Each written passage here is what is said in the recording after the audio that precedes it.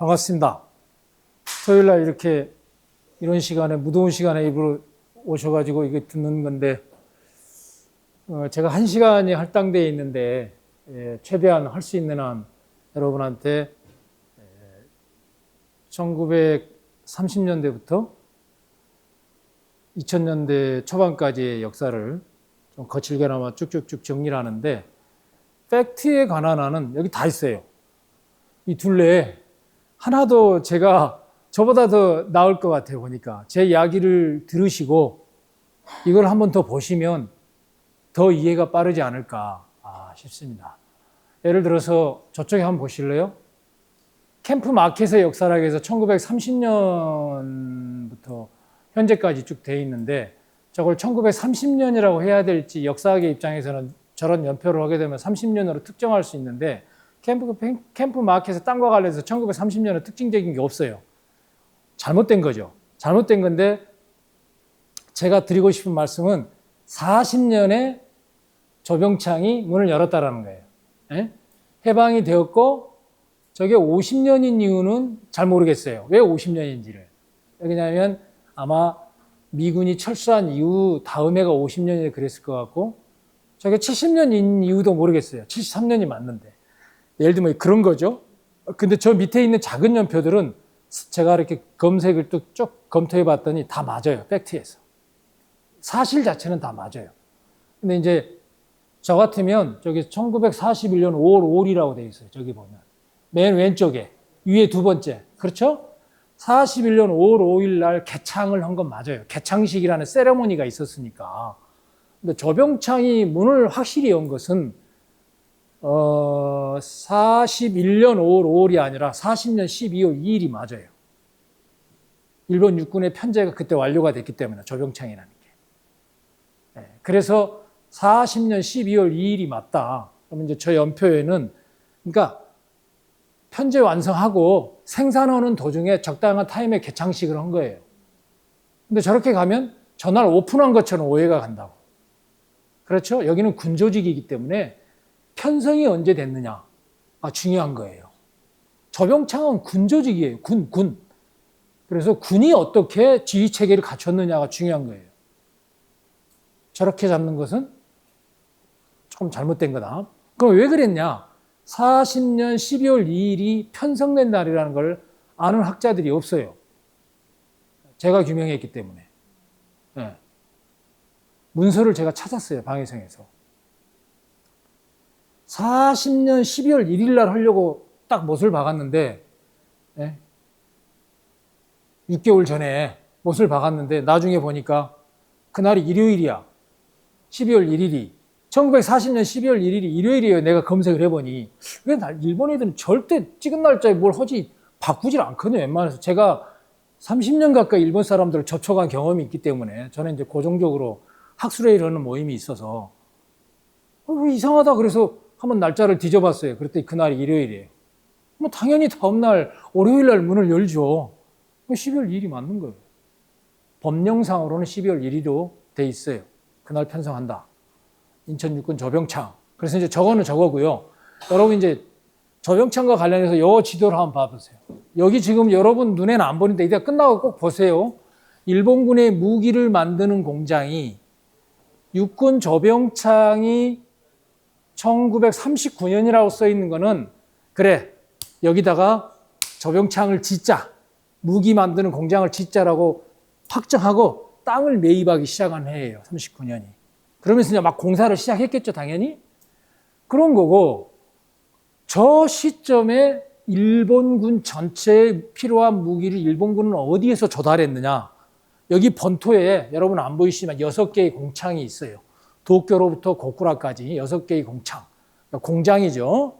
그 다음에 심양, 오늘날의 심양에 남만 육군 조병창이 있죠.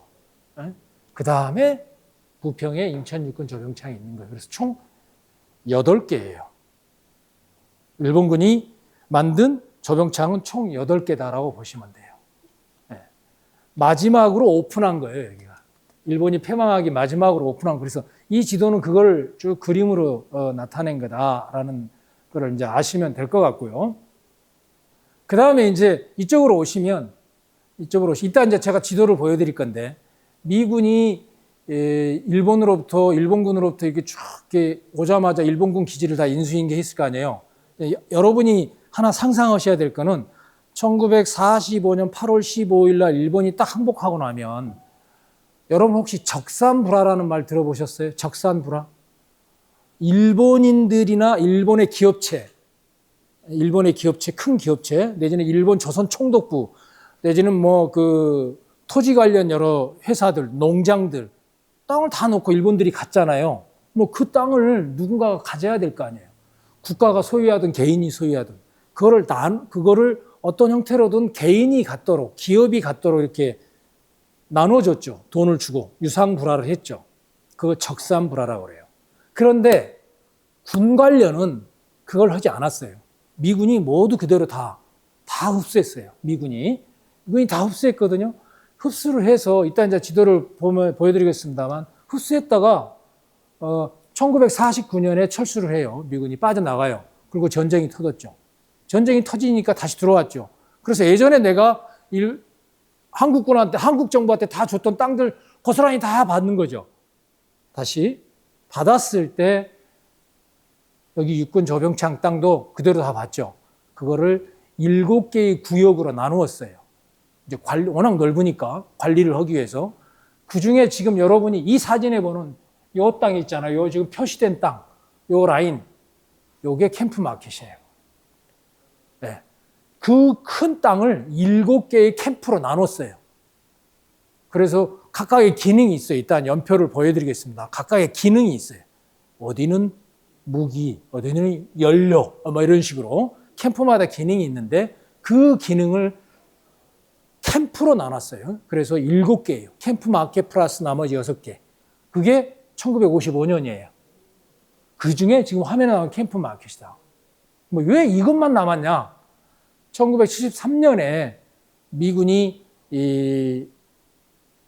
1969년부터 71년 사이에 동아시아에 있는 미군들에 대한 전체적인 재편 작업에 들어가요. 그때 한국에서도 미 7사단이 철수하고 막 이런 일이 벌어지거든요. 의정부의 중심으로 했던 미 7사단이 철수를 해요. 사단 하나가 나가는 거예요. 그럼 거기 공백이 생길 거 아니에요. 그럼 그나마 있는 이 병력으로 새로 재편성해야 될 거 아니에요. 그 다음에 그렇게 재편성하고 인원이 줄어들다 보면 먹을 것도 줄어들 거 아닙니까? 그럼 그에 따라서 보급이 기존에 해왔던 게 바뀌어야겠죠. 그러다 보니 이곳이 재조정된 거예요. 그래서 그 6개가 다 한국군한테 넘어가요. 6개가. 그리고 남은 게 이거예요. 그게 2023년까지 오는 거다. 제 강의는 여기서 끝이에요. 여러분. 알고 계시는 게 이 정도면 되는 거예요. 이런 큰 변화의 그림만 딱 알고 이걸 보든 들어가시든 안에 들어가서 보든 뭐 A구역 가서 구경을 하든 그냥 그 큰 흐름 속에서만 상상을 하면 되는 거고 제가 오늘 여러분한테 해드리려고 하는 강의는 조매료를 칠 때 제가 한국의 보통 이 캠프 마켓을 공부하시는 분들이 하지 않았던 영역이 있습니다.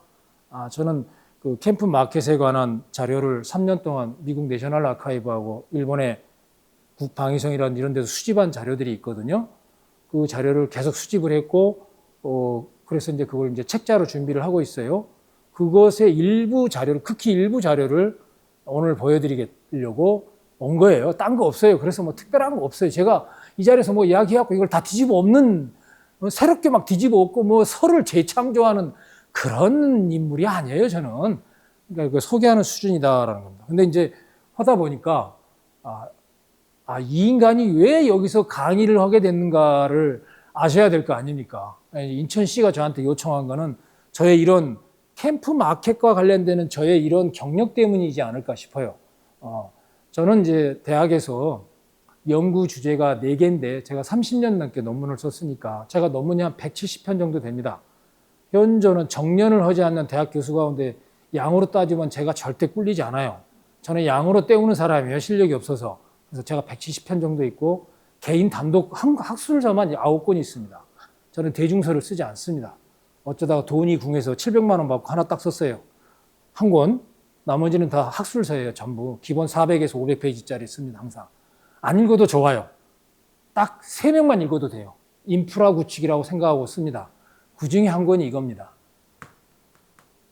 일본의 방위성에 있는 자료만 가지고 한반도에서 1876년 개항으로부터 1945년까지 한반도에 있던 일본군의 역사를 정리한 최초의 책입니다. 방위성 자료로. 예. 그리고 이제 그 중에 이제 하다가 보니까 지금 용산 있지 않습니까? 용산이 여기보다 훨씬 더 국가의 입장에서 중요한 비중이 있어요. 그리고 미국 내셔널 아카이브에 가서 사진, 지도, 도면을 싹 수집한 게 있었어요. 국가가 해야 될 일을 개인이 한 거예요. 예. 그런데도 콧방귀도 안 끼고 쳐다보지도 않아요. 그게 토목이나 환경이나 적용하는 인간들의 시선이에요. 그러다 보니 역사성이 소멸돼요. 그 마인드가 국민들한테도 그대로 있어요. 절대 국민들에게 우호적인 발언을 하지 않습니다. 이걸 제가 대신했어요.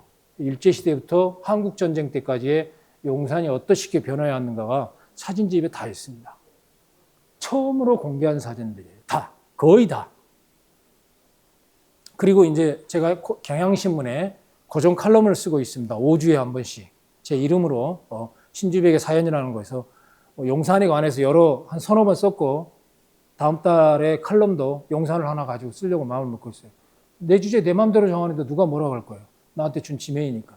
그러다 보니 군 시설과 관련되는 용산에 한 2가지 정도 썼어요. 그래서 이걸 읽어보시면 아마 캠프마켓과 관련해서 비슷한 상상을 할 수 있을 겁니다. 왜? 이 공간이나 용산이나 일본군 시설지였고 미군이 와서 차지했고 여기는 군수 보급에 관한 이거였고 용산은 그 전체 한반도에 있는 남한에 있는 미군에 대한 지휘소가 있었으니까 여러 자료들이나 시사점이 비슷하게 있는 게 많아요. 저도 예를 들면 이 사진집을 수집하기 위해서 책을 내려고 한 거 아닌데 사진집을 수집하기 위해서 미국 가서 이렇게 사진하다 보니까 제가 놀란 것 중에 하나는 대한민국의 역대 대통령들은 대통령 취임하고 나면 다 미군 기지 갔어. 용산에 가서 사열 받았어. 그래서 야 이거 한국 현대 정치사하고 정말 관계가 깊구나. 새삼 알았어요. 그리고 용산하고 부평에 있는 이 에스컴시티는 설명하지 않으면 한국을 창설 과정을 설명을 할 수가 없어요. 용산하고 여기하고. 이따 그 관련 사진 하나 보여드릴 겁니다. 한국군이 창설되어지는 과정을 설명할 수가 없어요. 두 기지의 역사를 설명하지 않으면. 그런 면이 있다라는 정도로. 그래서 그래도 이 인간이 뭔가 할 이야기를 하는 거 이렇게 이런 정도 이야기는 할 수 있겠구나 하는 거 아시겠죠? 제가 이제 인천시하고 관련해서는 앞서 말씀드린 대로 캠프마켓 아카이브 사업을 인천시하고 관련해서 했고 그래서 아마 제가 책임자를 맡고 있다 보니까 저한테 한번 뭐라고 하는지 한번 떠들어 봐라 이렇게 알려주신 것 같아요. 그래서 이제 그 캠프마켓을 하기 전에 제가 이걸 했어요. 굴포천. 부평에 계시는 분들은 다 아시잖아요. 이 굴포천의 역사를 설명하지 않으면 이 지역의 공간의 역사를 설명할 수가 없죠. 이 하천이 정말 독특한 하천이고 정말 여러 가지로 시사하는 바가 있는데 그래서 보고서를 하나 부평구청 요청으로 해서 하나 냈습니다. 잘 만들었어요. 제가 보기에도 잘 만들었어요. 색도 2가 아니라 색도 4입니다. 색도 4가 어느 정도 수준인지 아세요? 저 고등학교 교과서의 색도하고 같아요. 돈 많이 들인 거예요. 신경 써서. 그래서 그랬는가 절찬리에 달라고 공짜에서 그랬는가 모르겠는데 절찬리에 달라고 해서 재판을 찍었어요. 첨부를. 첨부 찍었는데 첨부를 또 찍었어요. 부평구청 홈페이지에 있어요. 한번 봐보세요. 사진도 새로운 게 많고 글도 써놓은 게 많고 그래서 내가 살고 있는 이 부평이라는 공간이 굴포천하고 어떤 연관성이 있는가를 알 수 있는데 아쉬운 점이 있어요. 김포공항으로부터는 하나도 못 찍었어요. 군사시설지역이요. 거긴 또 한계가 있더라고. 그렇지만 그 앞에까지 나름 정리를 했다 정도. 그러니까 이 인간이 그래도 뭔가를 할 수 있는가 보다 해서 했다라는 거 정도 말씀을 드리고 오늘 주제가 이제 아까 우리 젊은 친구가 장소성을 이야기했는데 그래서 이제 제가 사실은 장소성을 말하고 싶었던 거예요. 시작을. 역사와 공간의 핵심은 장소라는 뜻이고 장소란 무엇인가를 해명해야 되고 역사와 공간을 결합시키려면 결합시킨 결과물은 장소성이라는 말로 이야기할 수 있어요. 장소란 누군가의 경험, 우리들의 경험. 그 다음에 그에 따라서 장소가 각자에게 의미가 다 있잖아요. 나한테는 정말 시덥지 않는 것도 누군가에게는 굉장히 의미가 있잖아요. 그래서 장소란 나 아니면 우리의 경험이 누적되어서 의미가 쌓이는, 두터워지는 과정인 거죠. 그런 과정인 거예요. 그래서 장소성은 누적을 전제로 해요. 뭐예요? 시간성, 역사성을 전제로 하는 거예요. 그런 과정에서 그렇게 누적이 되는 과정은 뭐예요? 일정한 흐름이 있는 거잖아요. 이야기를 따라갈 수 있잖아요. 우리가 흔히 하는 말로 맥락이 있는 거예요. 그 맥락을 말하고 의미를 되새기면 그게 장소성인 거예요. 그래서 시간과 역사가 혼종되어 있는 것이죠. 그래서 그게 하나가 있고, 캠프 마켓이라는 공간은 네거티브 유산이지 포지티브 유산은 아니잖아요. 한국인의 입장에서는. 부의 유산의 역사에 대해서 한국이 일반적으로 취하고 있는 태도는 제거 방식이죠. 건물은 때려 부시고 공간은 흔적을 남기지 않고 표지석도 두기 싫어하고 막 이렇게 가급적이면 이런 방식이죠. 과연 그게 적절한가라는 거죠. 한국에서 부의 유산으로 주어져 있는 대부분의 공간은 아쉽게도 한국 현대사 속에서 한국인의 삶이 녹여있는 공간이기도 해요. 따라서 부의 유산이라고 네거티브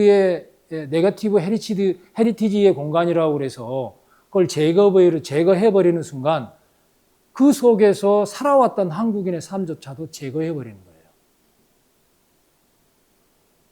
거예요. 그러니까 우리 흔히 이야기할 때 그거 왜 역사적으로 알아야 됩니까? 그러면 교훈. 다시는 이런 일을 당하지 않기 위해서, 특히 일제시대 유산은 다시는 이런 일을 당하지 않기 위해서 우리가 알아야 돼라고 하는 이야기를 해요. 그건 당위적인 거예요. 여러분 가슴으로 와닿으세요? 그건 머리에서 이성으로 다가오는 이야기죠. 가슴으로 와닿아야 될 이야기는 그 속에서 나와 내 조상, 내 엄마, 아빠, 할아버지가 살았던 공간이야라는 걸 이야기해야 되는 거예요. 그럼에도 불구하고. 예를 들면 경복궁 같은데 조선 총독부 청사가 딱 들어섰잖아요. 그걸 때려 부셨지 않습니까? 그리고 복원을 했잖아요. 나는 경복궁 복원은 찬성을 해요. 찬성을 하지만 어쨌든 그 공간이 있잖아요. 그 공간을 광복 50주년 기념으로 부순의 만에 논쟁이 벌어졌을 때 김영삼 대통령이 과감히 다 따서 부석을 했어요. 그 윗대가리만 위에 있는 것만 황금 왕관으로 된 공간만 딱 갔다가 어디다 둘 데가 없었어요. 나중에 한 3, 4년 유랑 다녔어요. 이게. 그러다가 결국 독립기념관으로 갔어요. 독립기념관에 있어요. 그게. 그 독립기념관을 보고 좌측에 있어요. 좌측 공간에 철거 부지공원이라고 따로 조성해놓은 공간이 있어요. 거기다가 놔뒀거든요. 자, 어떻게 기억할 것인가? 조선 총독부 청사로 우리는 기억하지만 해방 후에 그것은 미 군정청이었어요. 그리고 미군이 물러간 다음에 중앙청으로 했어요. 중앙청이라는 이름을 지은 게 미군이에요. 미군. 센트럴 홀. 우리는 그걸 번역해서 쓴 거야. 그러다가 한국전쟁 때 불났어. 그리고 한 10년 안 썼어. 60년대에 들어와서 다시 수리해서 썼어요. 그러다가 95년 때려 부신 거죠. 예를 들면 한국인의 숨결이 묻어있는 공간이라는 거예요. 그런 게 캠프마켓도 마찬가지잖아요. 예를 들어서 빵 공장 같은 경우는 빵만 만들었겠어요? 그 빵의 원료를 어디서 가져왔겠어요? 밀가루 말고도 여러 가지가 있잖아요. 빵 공장에 필요한 쌀은 다 이 부평평야에서 가져온 쌀이에요. 그럼 미군 기록에 나와요. 뭐예요? 우리와 현재와 연관되어 있는 삶이 녹여 있는 공간이기도 하라는 거예요. 그래서 부의 유산은 중층화되어 있다라는 각도에서 보게 되면 단순히 교훈을 얻기 위해서 그 건물을 보존한다든지 부순다든지 하는 논리가 돼서는 안 된다는 거예요. 그것만 갖고는 당위적인 거예요. 제가 이제 캠프 마켓의 역사를 주목해야 되는 이유를 거기서 보는 거고, 그랬을 때 캠프 마켓뿐만 아니라 한반도 전체가 두 가지의 과제를 직면해 있었습니다. 하나는 식민이라는 상황, 하나는 냉전과 분단이라는 상황이었죠. 근대사에서는 식민이었고 현대사에서는 냉전과 분단이었죠. 그에 따른 시대의 과제는 하나는 독립이었고 지금은 분단 극복이죠. 근데 독립과 분단 극복이 분리되어 있느냐? 공간적으로 연결되어 있잖아요. 그걸 어디서 찾을 수 있어요? 캠프 마켓. 저거를 연결시킬 수 없는데 찾을 수 있어요. 어디서? 이 공간에서. 어떻게? 사람들이 일상에서, 연속선상에서. 그래서 그 공간 안에서 이 사람들의 이야기를 발굴해야 되는 거예요. 그게 역사예요. 그러면 저게 연결된 걸 알 수 있는 거예요. 우리가 캠프마켓의 역사를 알아야 되는 것은 그 맥락인 거예요. 그랬을 때 캠프마켓을 인천시가 관리하고 운영하면 어떤 식으로 인천에 대한 이야기가 바뀔 수 있냐라는 거죠. 그게 캠프마켓의 현재적 의미라고 저는 생각해요. 거대한 담론으로서의 한반도 역사 전체, 한국 현대사 전체라는 맥락에서 설명하려는 게 아니라 인천이라는 지역의 공간, 아니 캠프마켓이 들어옴으로 인해서 인천이라는 지역의 공간에 대해서 어떻게 새로 이야기를 할 수 있냐라는 것을 생각해 보라는 거예요. 인천 시민의 입장에서. 저는 굉장히 좋은 점이 하나 있어요. 저는 여기 안 살아요. 그래서 아무런 이해관계가 없어요. 막 떠들어도 돼. 무책임하게. 그래도 상관없어요. 왜? 아무런 뒤탈이 없어요. 나한테 어떻게 제재를 가할 거예요. 저는 서울에 사는데. 아셨어요? 그래서 마음껏 이야기하고 다닌다, 막, 인천에서, 유일하게. 그러니까 막 좋아하는 사람도 있고, 싫어하는 사람도 있고, 그래요. 내 나름대로는 인천에 기여를 합니다. 인천시가 캠프 마켓을 품으면 어떻게 될까? 제가 과감하게 사람들한테 이야기합니다. 니네 아이덴티티를 조정할 수 있어라고. 아무도 하지 않는 얘기. 무슨 말인지 아세요? 내향을 중심으로 한 인천 사람들의 마인드하고 부평 사람의 마인드는 다르죠. 나 인천 사람 아니고 부평 사람이라고 이야기하죠. 인천 사람들, 너 부평이잖아. 이렇게 이야기하죠. 그것이 공간적으로 구현된 게 캠프 마켓이에요. 자가가서 해야 돼, 그거를. 캠프 마켓은 인천이 품으면서 해야 될 일 중에 하나는 인천이라는 아이덴티티에 만드는 거예요. 이것은 어떻게 가느냐 하면, 얼마나 비중이 있냐 하면, 캠프 마켓을 중심으로 한 인천 지역 이 공간에 대한 재구성은 내항 중심의 인천의 역사를 내륙 중심의 인천의 역사로 옮길 수 있어요. 그건 부산이 할 수 없는 영역이에요. 지리적인 악조건상. 부산은 뒤에 바로 산이 있잖아요. 계속 바다 옆으로만 삐져나가지. 김해로 삐져나가고 거제로 삐져나가지. 안으로 못 가지, 부산은 지리적 공간에서. 인천은 그게 가능해요. 네. 그래서 부평의 캠프마켓을 역사화를 통해서 장소성을 해명하고 그거를 인천시라는 영역에서 지역으로서 품어내면 인천에 대한 아이덴티티 재조정 과정이 존재하는 거예요. 매우 중요하다고 저는 생각을 합니다. 인천시의 입장에서는. 인천 시민들에게 개인의 생각에 매우 중요하다고 생각합니다. 그래서 캠프마켓의 역사를 관심 가져야 되는 이유 중에 하나. 이런 이야기 막 하면 예를 들면 인천분이 이런 이야기 못해요. 저 내향에 사시는, 원도심에 사시는 분들이. 부평분도 이야기 함부로 못해요. 그렇죠? 제가 만들어 떠든다고요. 저체 엄청난 큰 장점이죠. 네.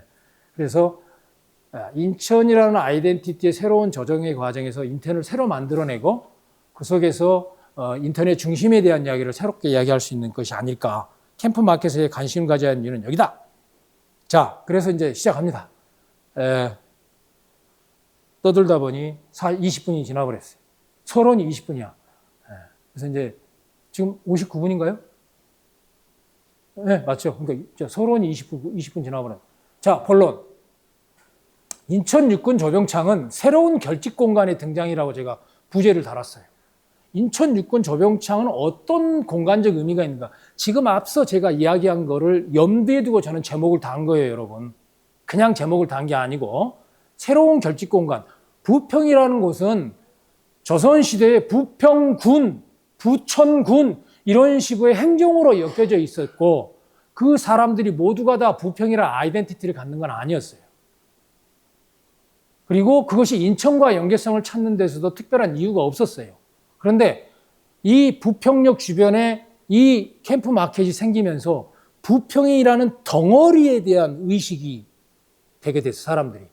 부평이라는 덩어리가. 근데 더구나 이게 돌아와. 군에서 민간 영역으로 돌아와. 다시 말하면 나의 일상 영역으로 돌아오고 있단 말이에요. 내 일상 공간으로.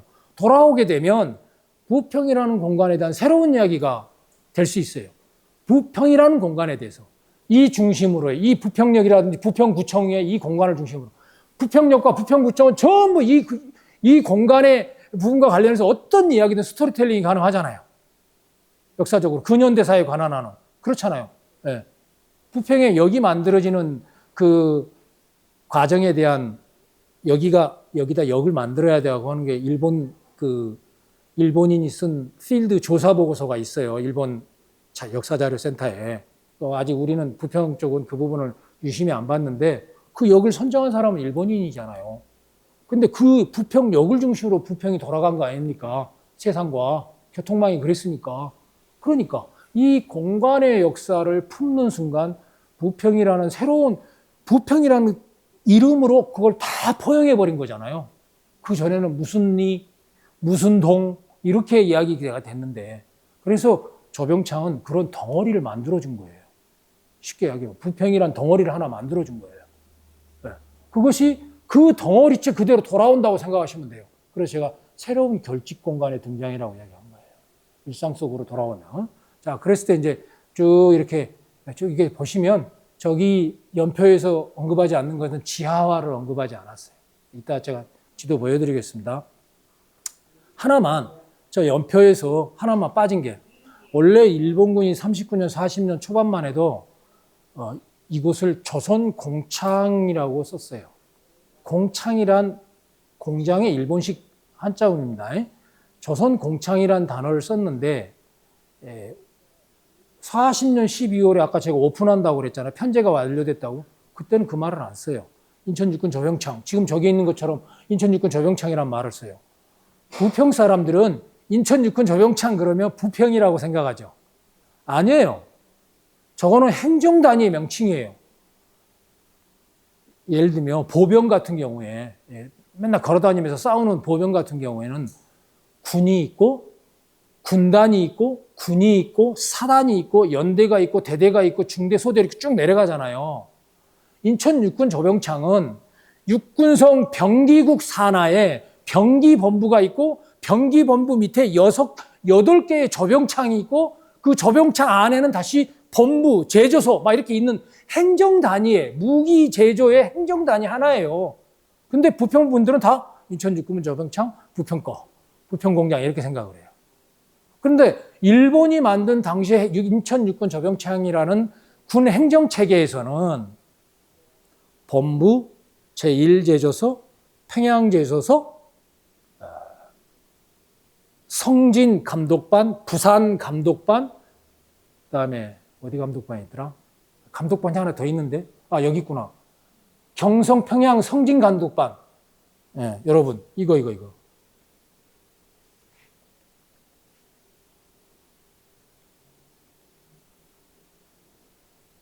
작동이 안 돼. 이거. 제가 좀 움직일게요. 요거를 총칭하는 말이에요, 여러분. 그러니까 인천 육군 조병창이라는 말에는 저거를 총칭하는 게 말인데 부평 분들은 저거를 그냥 부평에 있는 공장을 인천 육군 조병창으로 딱 니콜의 개념이에요. 등가의 개념이잖아요.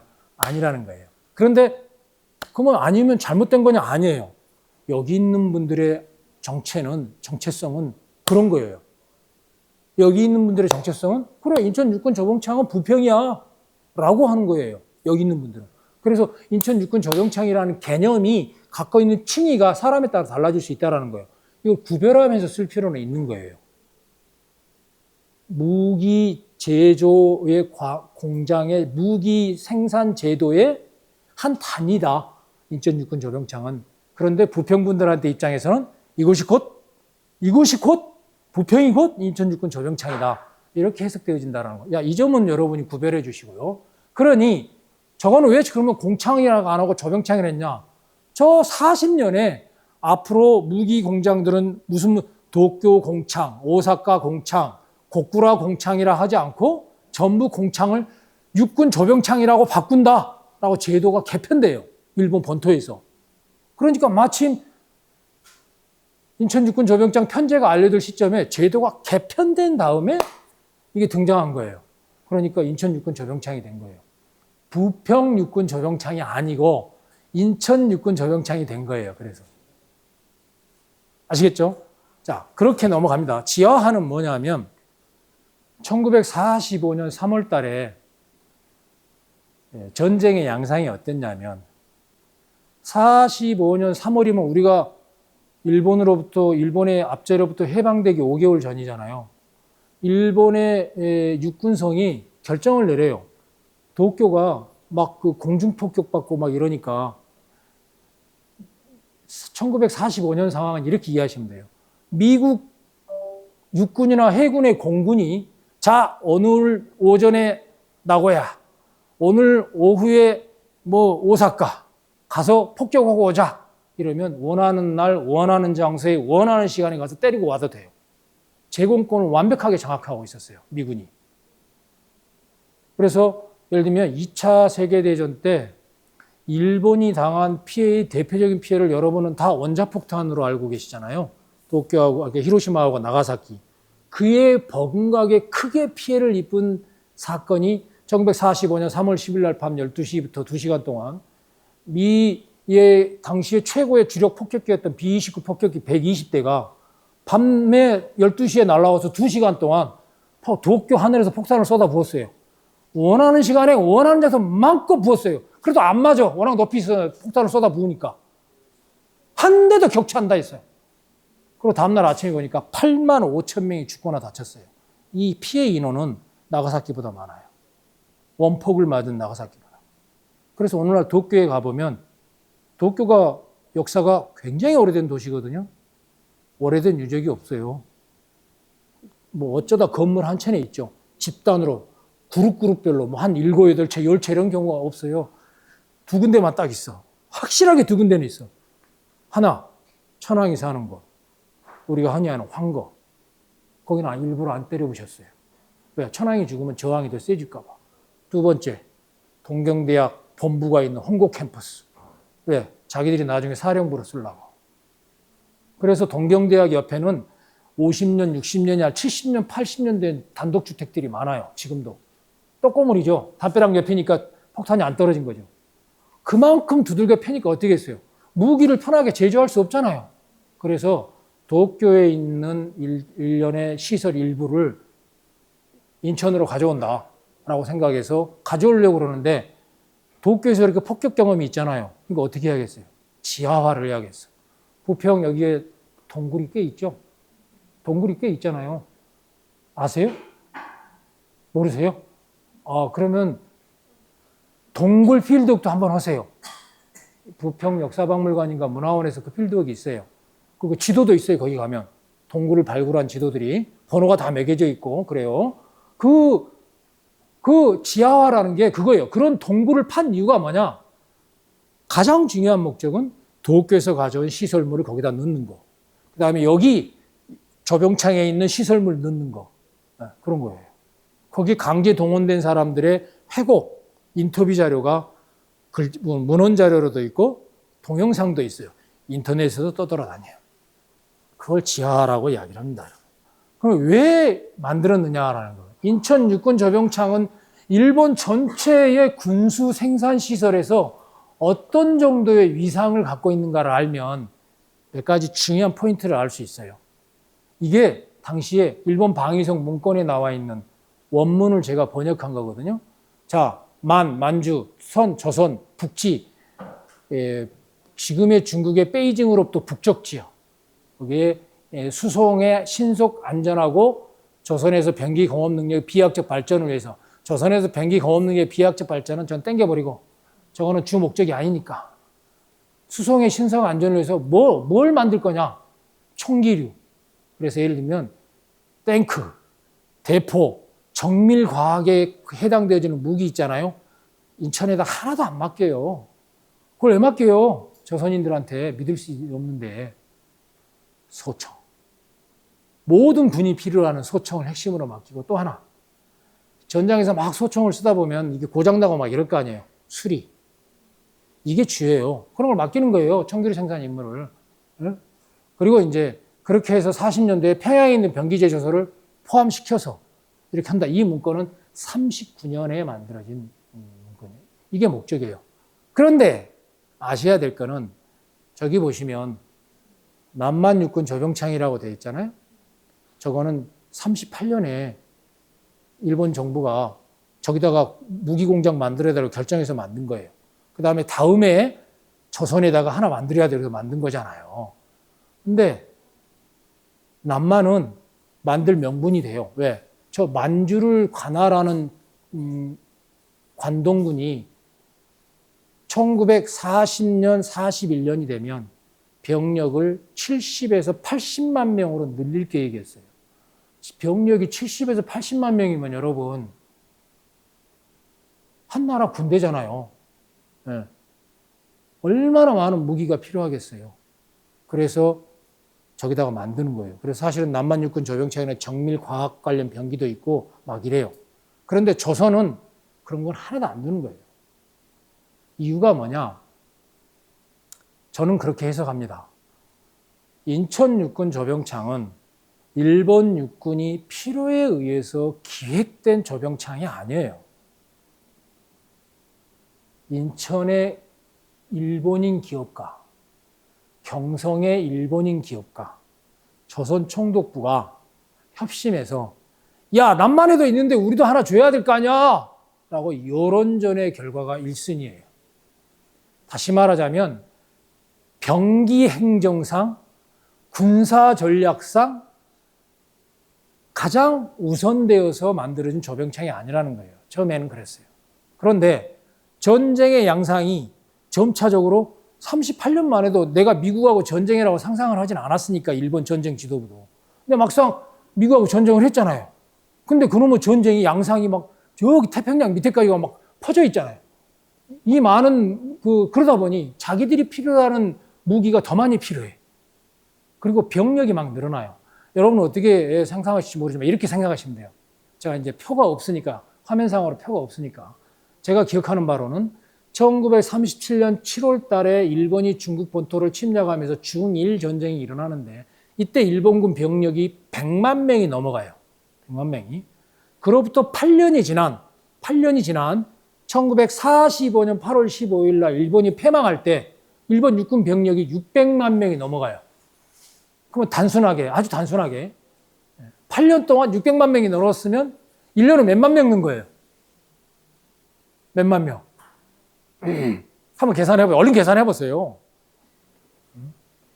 최소한 70만 명 정도는 되잖아요. 한 나라 군대가 하나씩 막 늘어나요. 지금 대한민국 육군보다 더 많은 거예요. 대한민국 군대보다 더 많은 인원이 1년에 한 명씩 늘어나요. 1년에 하나씩. 그러면 군인이라는 것은 생산업종에 종사하는 사람들이 아니에요. 인류가 발명한 최고의 사치품이 무기지 않습니까? 인류가 생산한 최고의 사치품이 무기예요, 무기. 폭탄 하나, 비행기 하나 없으면 몇백억이 날아가잖아요. 비행기 한 대만 없어지면. 예? 그런 거예요. 근데 모든 군인은 반드시 소총이 지급되죠. 소총 하나. 모든 군인은 군복을 반드시 입죠. 모든 군인은 한 곳에서 20명, 30명 한 단위로 해서 살죠. 뭐 집이 필요하죠. 그 다음에 일본군이 굉장히 중시한 게 양말이에요, 양말. 군 병사들의 양말도 필요하죠. 일일이 다 줘야 되죠. 근데 그게 소총만 있습니까? 병과에 따라서는 기관총도 있고, 대포도 있고, 전차도 있고, 막 이러지 않습니까? 70만 명 중에 그런 애들도 있을 거고, 비행기 조종사도 있을 거고, 오만 게 있을 거 아니에요. 그걸 다 제공해야 하는, 그 생산을 누가 감당하냐고. 그러니까, 인천이 비중이 커지기 시작을 해요. 그런데 소총 하나만 갖고도 인천은 자기 임무를 다 하고 있어. 근데 다른 게 막 더 필요해. 감당을 못 하겠어, 막판에. 그래서 어떤 일이 벌어지냐. 내내 잠수함 만들어. 잠수함에 잠따서 만들어 본 경험이 없는 회사한테 억지로 돈 대줄 테니까 잠수함 만들어. 1년에 4대씩 만들어. 2년 합쳐서 8대 만들어.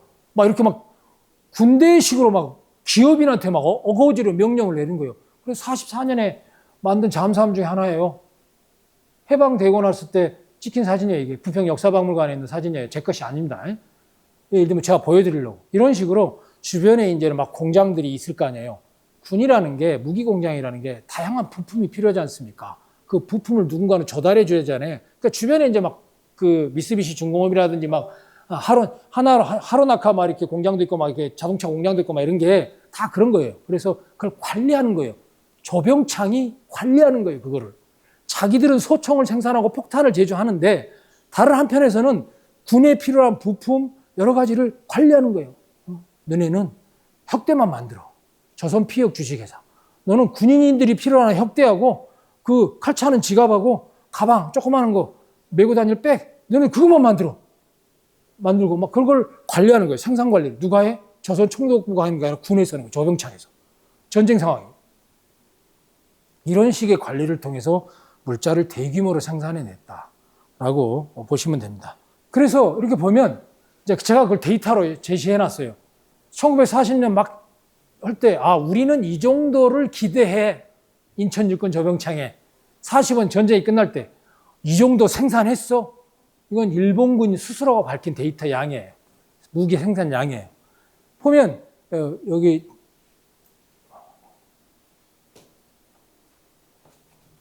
이게 보면 소총 이런 걸 주로 처음에 생산하죠. 이거 기대에 부근 가는 거예요. 예? 이 정도 수준이죠. 근데 엄밀히 말하면 중기관총은 생산하지 않았어요. 그런데 이제 보면 결국 총검 만들잖아요. 소총 만들고 포탄 만들고 군도 칼 만들고 피역 제품 만들잖아요. 병기 수리하고 이런 식으로 이 정도의 일을 하는 거예요. 무성기 여기서 말하는 주정이 아까 보여준 잠수함 있죠. 그걸 이야기하는 겁니다. 3, 4인용. 무기를 옮기려는 게 아니라 본토와 식민지 간에 우리 대한해협을 건너잖아요.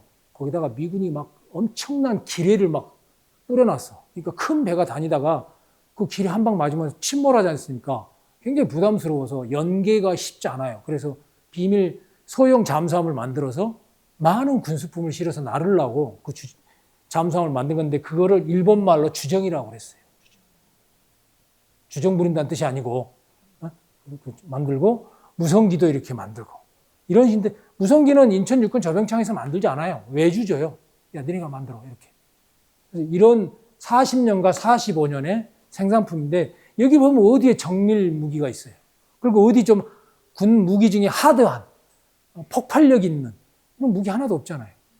일본은 이 기대한 육군 조병창에 대한 인천 육군 조병창에 대한 기대치가 이 수준이었다라고 보시면 돼요. 그렇게 이제 이해를 하시고 그래서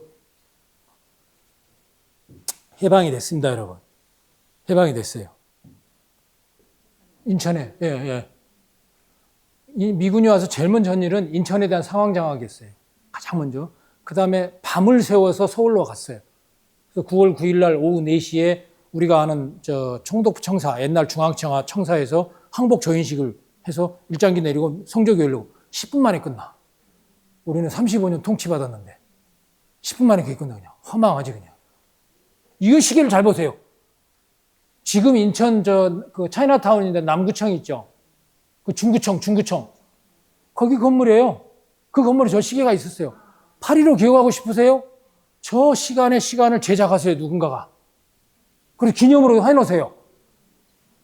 아이디어 하나 줬습니다. 나중에 되면 저한테 저작권료 주세요. 지적재산권. 이게 인천에서의 항복 조인하는 장면이에요. 인천에서. 일본군하고 미군하고.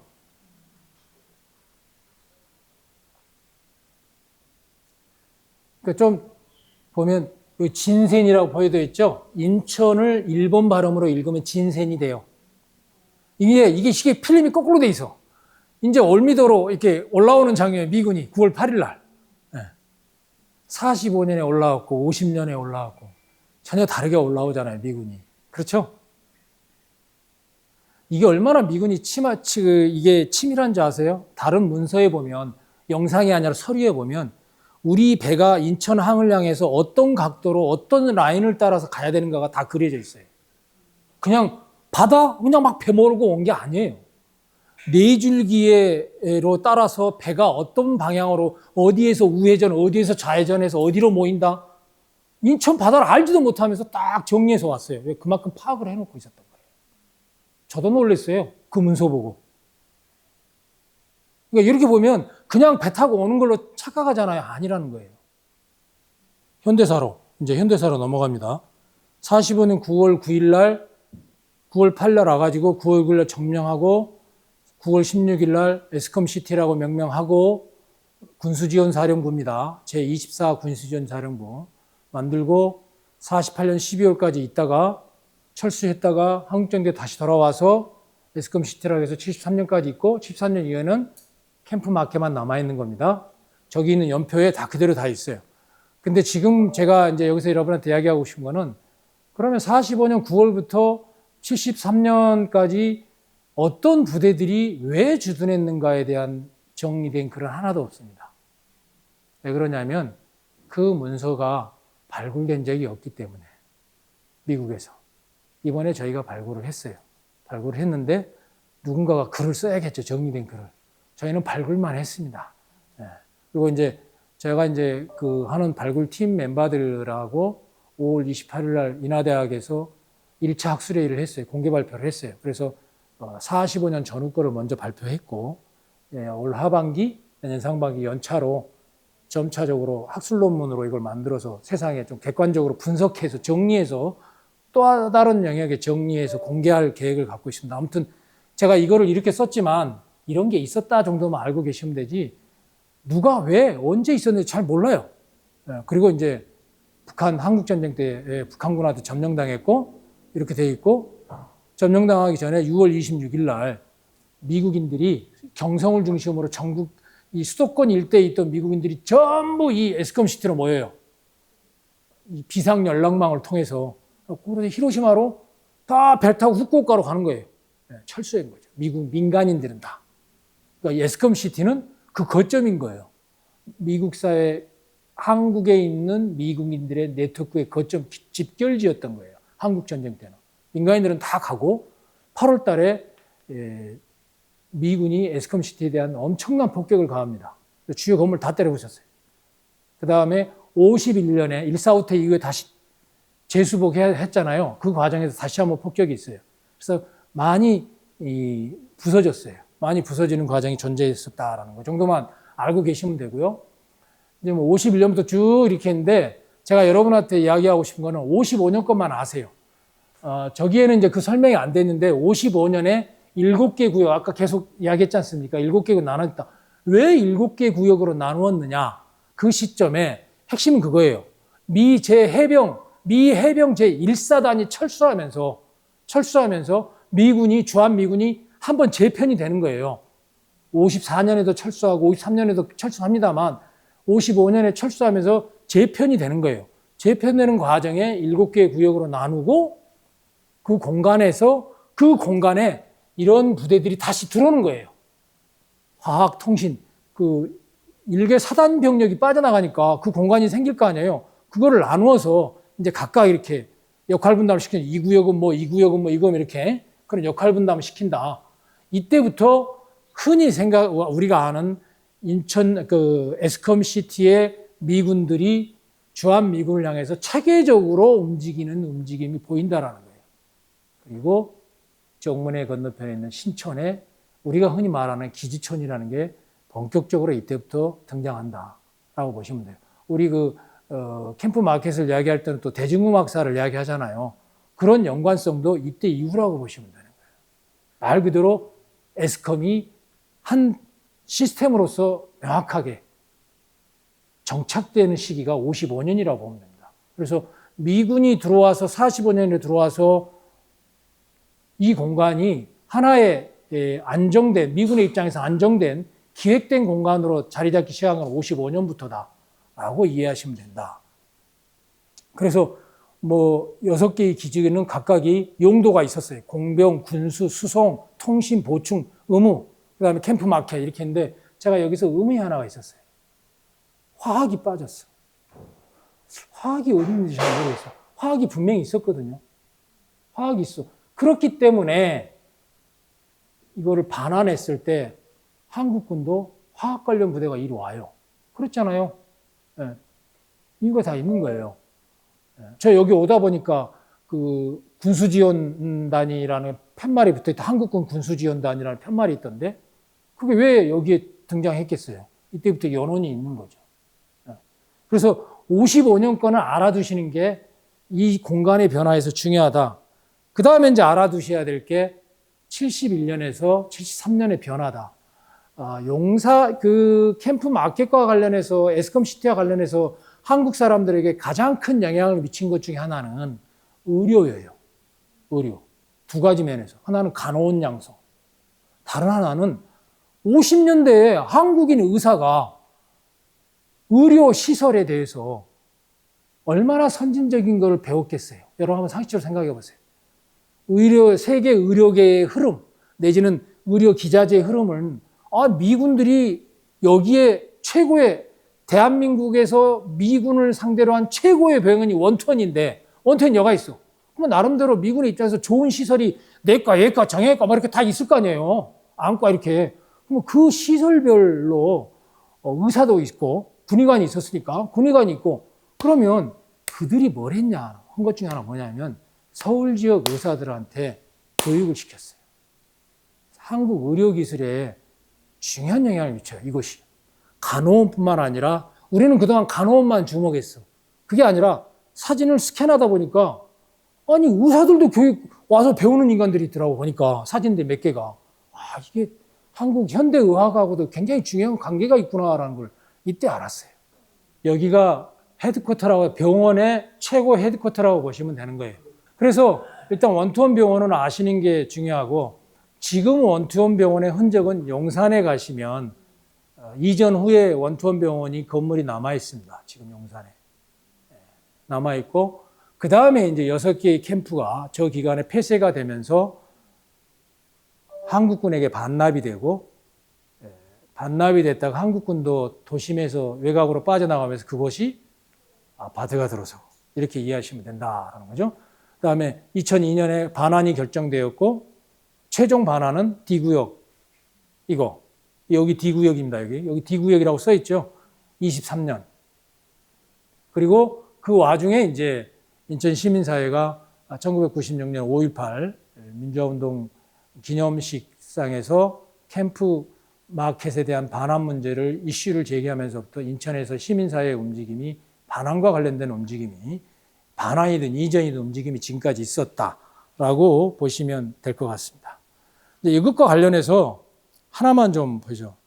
미군은 웬만하면 새로운 건물 안 줬어요. 웬만하면. 도저히 안 되겠는 생활 편의 시설이 있잖아요. 일본인의 생활 그 가옥 구조하고 미국인의 가옥 구조하고 한국인의 가옥 구조는 완전히 다르죠.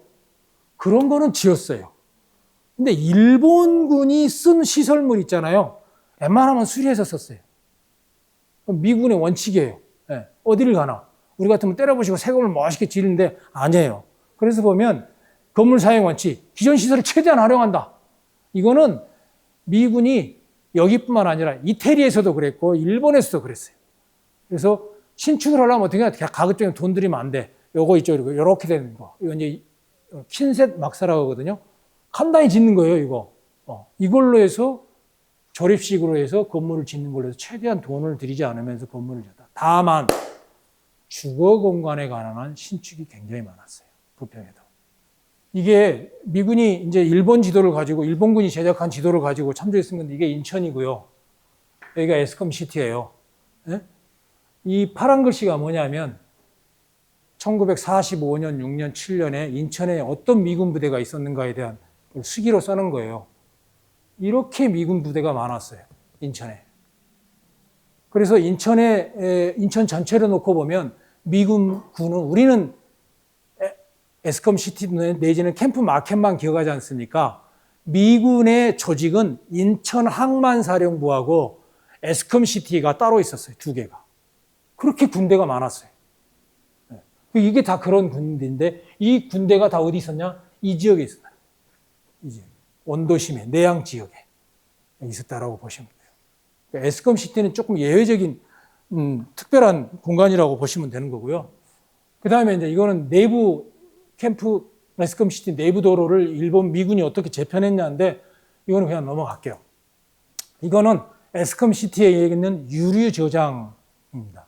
제가 이제 보여주고 싶었던 거는 유류의 양을 좀 보여주고 싶어서 파이프라인보다는 이렇게 드럼통을 보여주는 게 훨씬 좀 모양이 나을 것 같아서 어딘지 기억나세요? 여러분 한번 설명해 주세요. 나 오늘 시간이 있었으면 이런 거 갖고 여러분하고 대화하고 싶었어. 여기서 보니까 저기가 어디더라라는 거지. 네? 이게 원투원 병원이에요. 이게. 그러니까 예를 들면 저런 걸 보면서 이야기를 해야 그게 쌓이고 그게 하나의 기록으로 남고 그게 전승이 될 수가 있는 거예요. 네. 자, 이거는 아까 제가 말씀드렸잖아요. 간호원을 키웠다고. 간호장교 1회 졸업생 장면이에요. 1회 졸업생들이 지금 졸업식을 또 졸업장 받고 있는 장면이에요. 사진 뒤에 설명이 되어 있어요. 넘어가고. 이거는 48년 시점에 에스컴시티를 찍은 거. 이건 아마 인터넷상에서도 많이 보실 수 있는 사진이에요. 그 다음에 이거는 10,000m 정도의 높은 데서 항공사진을 찍은 건데, 이거는 나중에 혹시 이제 내년이나 저희가 전시하게 되면 이거를 제 키보다 더 크게 확대를 할 거예요. 사실은 부평 역사박물관에서 올 1월 달에 이거 관련 전시회를 했었어요. 난리가 났어요. 와가지고 막 설명하느라고 사람들이 서로. 엄청난 사진이에요. 이거는 굉장히 좋은 사진입니다. 네. 저희가 이걸 스캔할 때 이거 파일 하나가 50메가가 넘어요. 파일 하나가. 그래서 제 키의 2배 사이즈로 해도 이게 이렇게 모자이크식으로 깨지지 않게 스캔을 해왔어요. 일부러. 그래서 이거는 나중에 보통 미군이 항공 촬영하게 되면 90도로 찍는 거하고 60도 경사각 두 가지로 찍거든요. 90도 경사각으로 찍은 거예요. 지금 전혀 알려지지 않은 겁니다. 그 다음에 이제 이거는 뭐냐면 일본군이 쓰던 무기 공장을 미군이 자기들의 리모델링 맞게 리모델링하는 과정에 한 건데, 이건 뭐냐면 빵 공장을 만들기 위해서 내부를 개조하고 있는 장면인 거예요. 이때 설명이 그렇게 돼 있어요. 빵 공장을 만들기 위해 내부를 개조하는 장면이에요. 그러니까 뭐예요? 외관은 다 그대로 두는 거예요. 이런 거라든지. 그 다음에 이제 이게 공중폭격으로 인해서 이제 다 폭삭 주저앉는 장면들의 사진입니다. 이게 이제 한국전쟁 때 무엇이 어디가 어떻게 파괴되었는가고, 이거는 캠프 마켓에는, 에스컴시티에는 뭐가 하나 있었냐면 중공군 포로 중에 대만으로 가기를 원하는 방공포로들 있잖아요. 여기에 다 모였어요. 여기 다 모아놨거든요. 그랬다가 54년에 다 가는데, 제가 사실은 동영상을 보여주려고 그랬어요. 6.4기가짜리야, 용량이. 편집했는데도. 이상하게 USB에 안 당겨져요. 그렇게 해도 이유를 모르겠지만, 그래서 사진 2장으로 땜빵한 겁니다. 이거는 중공군 방공포로들에 대한 환영식 장면입니다. 이거는 한국전쟁 때 부서진 이 에스컴시티를 어떻게 재건하겠다라고 하는 기본 구도인데, 제가 주목하는 거는 미군이 할 때 여기가 원래 일본군도 여기다가 인천 육군 조병창 본부 건물을 헤드쿼터를 뒀어요. 그 옆에가 병원이 일본군 병원이거든요. 미군도 요거는 그대로 두고 재건을 해요. 이 원칙 하에서. 뭐예요? 공간을 특별하게 변형하려고 하지 않았어요. 그걸 재현하고 재구성하는 과정에서 있었을 뿐이라는 거예요. 그래서 이제 한국전쟁 때 파괴되어진 에스컴시티가 어떻게 재건되어 나갔는가를 이해하는 거고, 그거에 대한 상세 지도가 별도로 있습니다. 건물 짓는 모습이고요. 이거는 미군이 폭격하기 전에 장면입니다. 이렇게 돼 있고, 폭격한 이후에 보시면 살아있는 건물이 몇 채가 없어요. 공중 폭격을 당해서 그런 장면이고요. 예, 다. 예. 이게 하늘에서 본 전체, 에스컴시티 전체 사진입니다. 이거는 1957년에 찍은 사진입니다. 그래서 예를 들면 기차가 이렇게 들어오면 이렇게 들어오는 거예요. 그래서 여기 D구역이에요, 지금의. 그리고 이렇게 휘어서 원래 여기가 지하호 터널을 만들어서 여기다가 심으려고 그랬고, 터널을 만들면 여기가 너무 거리가 멀잖아요. 무기를 옮기는데 불편할 거 아니에요. 그래서 이 기차선을 여기까지 끌고 올라고 그랬던 거죠. 네. 사실은 그런 계획까지 다 갖고 있었다라는 겁니다, 일본이. 그래서 이제 이게 처음에 한국전쟁 이후에 이제 막 부서지고 나니까 원투원 후송병원을 이렇게 임시 막사를 지어서 운영을 하던 장면이고, 주거 공간이에요. 잘 지었죠. 그러니까 주거 공간을 이렇게 확실히 지어요. 계급에 따라서 확실히 지어서 설명했고, 6개의 캠프, 마켓 이후에 6개의 캠프가 있는 장면이고, 이거는 60년대의 에스컴시티의 사진입니다. 아직 캠프 마켓에 관해서는 60년대의 사진이 공개된 적이 거의 없어요. 이건 68년 사진입니다. 그래서 이제 미국은 사진에 있잖아요. 뒷면에 이렇게 막 글씨로 설명해 놓고 언제 몇 시에 누가 어떤 부대가 찍었다. 심지어 뭐까지 있냐면 이 사진을 누구에게 인수인계했다. 뒤에 다 있어요. 네. 그러니까 사진에 대한 왜곡이 있을 수가 없죠. 그러니까 한국 사람들은 내셔널 아카이브 가서 한국전쟁 사진을 가져온 사람들의 초창기 사람들이 대부분 그런데 뒤에는 안 해. 시간이 없으니까. 앞에 것만 막 해. 이거 막 날짜를 몰라. 장소를 몰라. 어떤 상황에 찍은 사진인지를 몰라. 뒤에 다 있어요, 설명이. 이렇게. 근데 이게 군사 용어가 많아서 보통의 영어 실력으로는 잘 못하더라고요. 저도 못해요. 잘하는 사람이 따로 있더라고 보니까. 원투원 병원이고, 이거 이제 지지촌 사진, 예, 장면이고.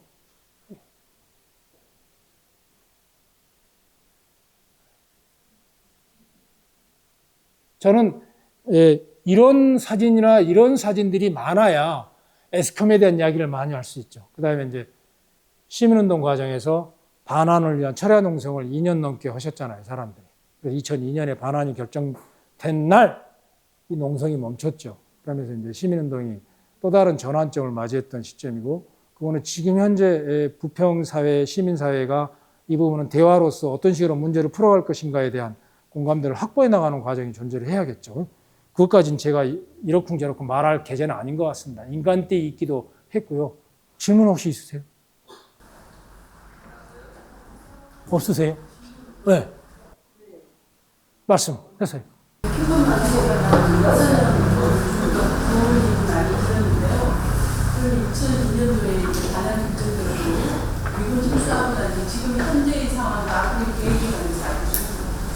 여기만 남았습니다.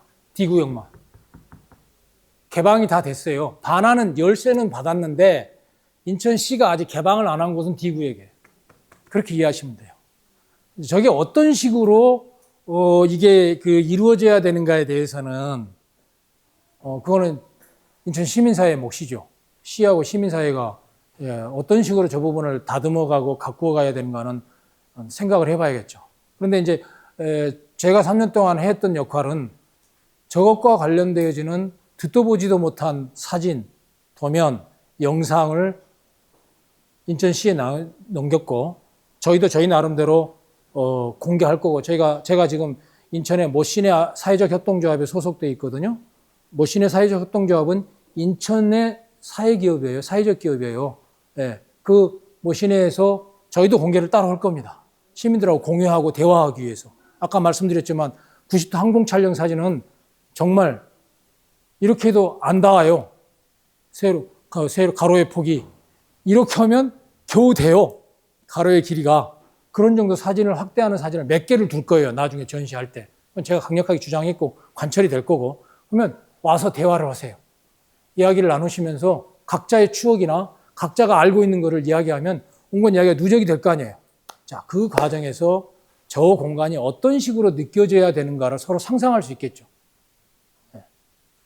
그 과정에서 만들어졌으면 좋겠어요. 새로운 공간으로. 그런 공간을 만들기 위한 자료를 최대한 많이 가져왔고 정밀하게 연구를 해서 그걸 공유하면 되지 않을까 싶습니다. 저희가 할 일은 거기에요. 제가 할 일은. 제가 행정가가 아니니까. 선생님. 시간이 많이 없어서 미안하고요. 좀 더 차분하게 준비를 했어야 되는데 또 충분히 전달됐는지 어쩐지 모르겠습니다.